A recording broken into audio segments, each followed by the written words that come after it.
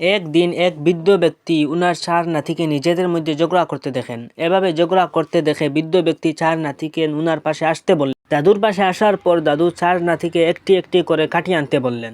তারপর চার নাতিকে নিজের হাতের এক এক কাঠি ভাঙতে বললেন।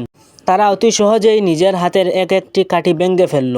তারপর দাদু আরও 4টি কাঠি একসঙ্গে বেঁধে বড় নাতির হাতে দিয়ে ভাঙতে বললেন, কিন্তু সে অনেক চেষ্টা করার পরই এই 4টি কাঠি ভাঙতে পারল না। তারপর দাদু বললেন, আমি তোমাদের এটা বোঝানোর জন্য এই পরীক্ষা করেছি যে তোমরা 4জন যতক্ষণ একসঙ্গে একমত হয়ে থাকবে তখন তোমাদের কেউ কোনো ক্ষতি করতে পারবে না। সেজন্য বন্ধুরা, আমাদের সবাইকে সবসময় একসঙ্গে একমত হয়ে চলতে হবে। যতক্ষণ আমরা একমত হয়ে চলব ততক্ষণ আমাদের কেউ কোনো ক্ষতি করতে পারবে না।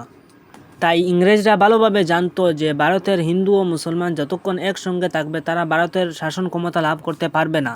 তাই তারা প্রথমে ভারতের হিন্দু ও মুসলমানের মধ্যে বিবাদ লাগানোর চেষ্টা করেছিল।